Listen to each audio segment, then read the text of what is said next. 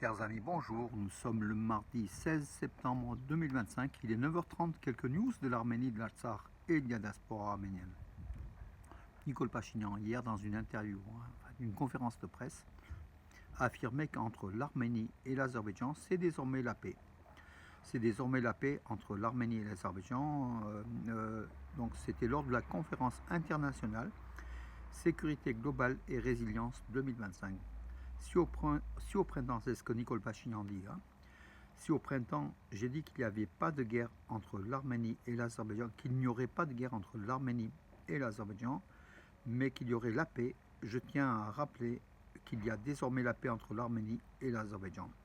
Donc selon lui, donc une paix qui existe depuis 50 ans, une paix doit exister pendant 50 ans pour être validée en fait, tout simplement, pour être institutionnalisée comme il a dit.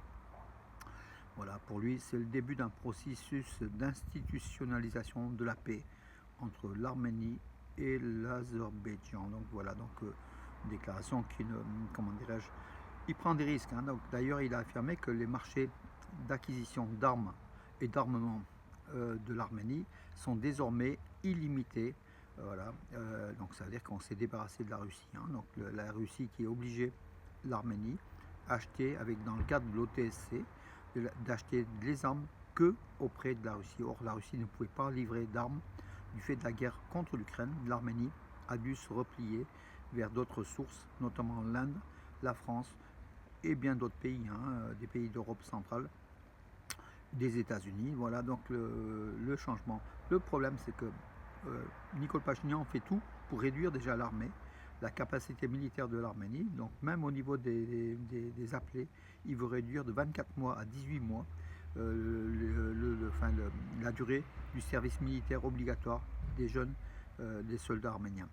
Or, l'Arménie, du fait de la dénatalité des années 80, 90, 2000, est déjà en perte de démographie au niveau des jeunes. Donc il y aura de moins en moins de soldats arméniens au sein de l'armée arménienne.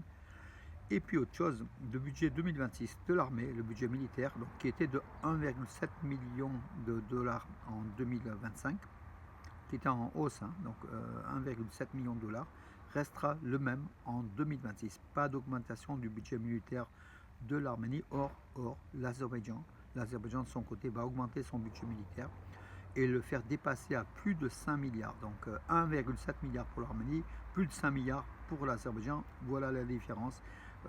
Pachinian ne tient pas à mettre de l'argent sur l'armée. Il croit fermement à la démocratie, il croit fermement à la paix. Il croit qu'avec le monde turco-azéri, c'est terminé, la paix est là. Or, voilà, pour préparer la paix, pour faire la paix, il faut préparer la guerre, dit le dicton, enfin l'adage. Et l'Arménie devrait quand même faire plus attention à sa démocratie. Bien sûr, c'est très bien une démocratie en Europe où il n'y a pas de risque de guerre entre États européens. Ça peut se comprendre qu'on n'aille pas dans la course à l'armement. Mais au regard de nos voisins, l'Azerbaïdjan, hyper agressif, dictatorial, criminel de guerre à sa tête, et la Turquie ottomane, qui a une nostalgie de l'Empire ottoman avec Erdogan, qui veut reconquérir tous les territoires perdus.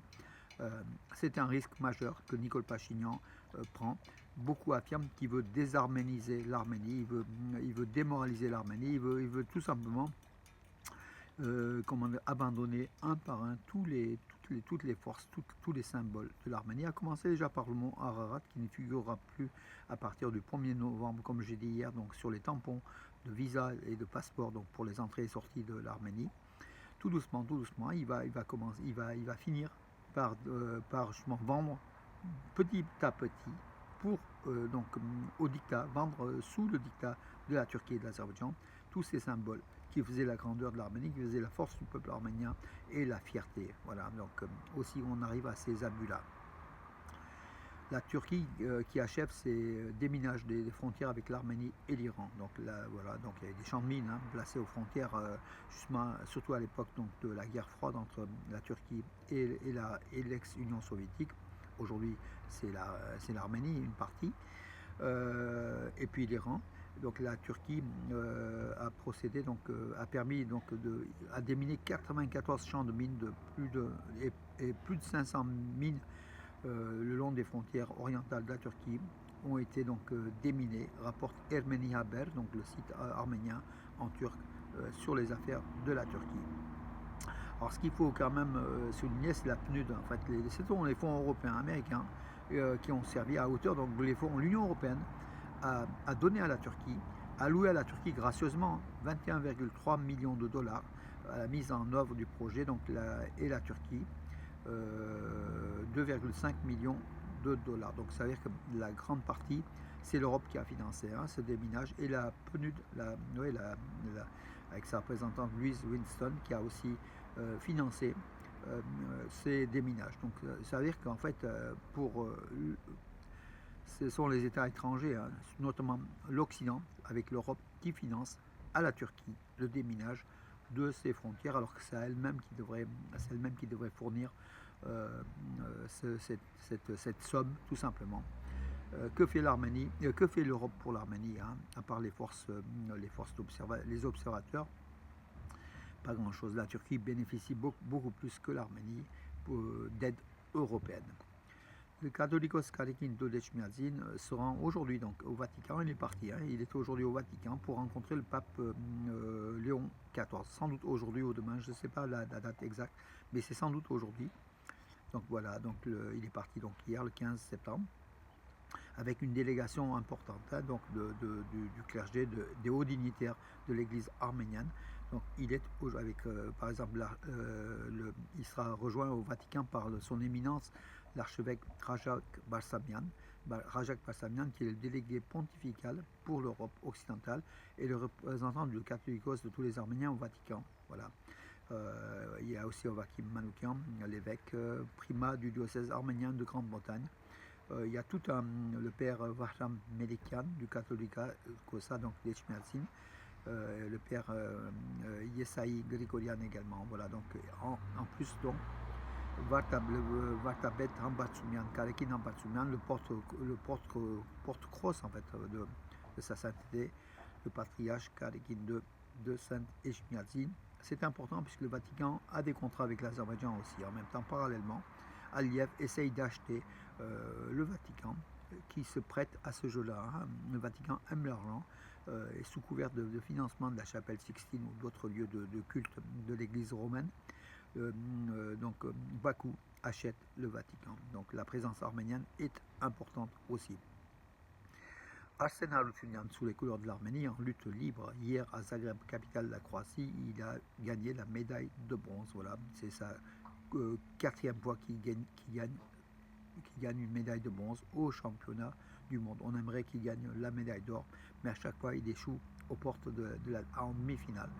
Et là, c'est la quatrième fois que notre champion dans les 57 kilos, donc qui est très apprécié d'ailleurs, très connu, Arsen Harutyunyan, il a quand même, il avait vaincu donc je crois que c'était lui, un Azerbaïdjanais en quart de finale.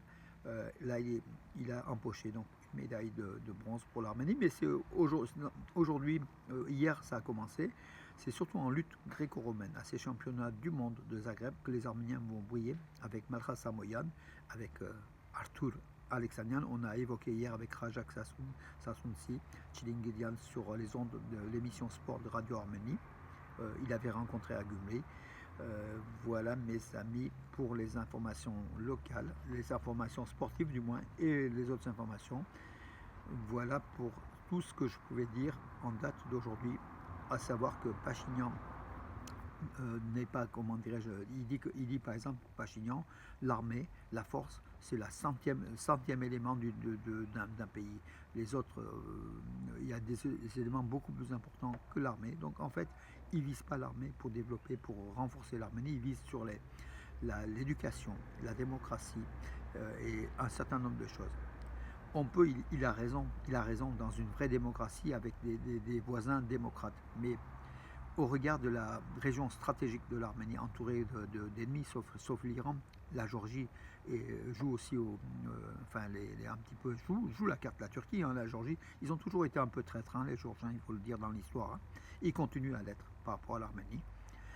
Dans cette région trouble du Sud-Caucase, la démocratie, comment dirais-je, complète, voulue par Nicole Pachinian, est un rêve, est une chimère qui pourrait coûter très cher à l'Arménie, à mon avis, mes amis, même si je ne suis pas partisan de la guerre, mais je suis partisan de l'armement de l'Arménie parce qu'on voit aujourd'hui, sans armement, tout État peut attaquer à tout moment un autre État en défiant toutes les conventions, tous les traités, toutes les signatures.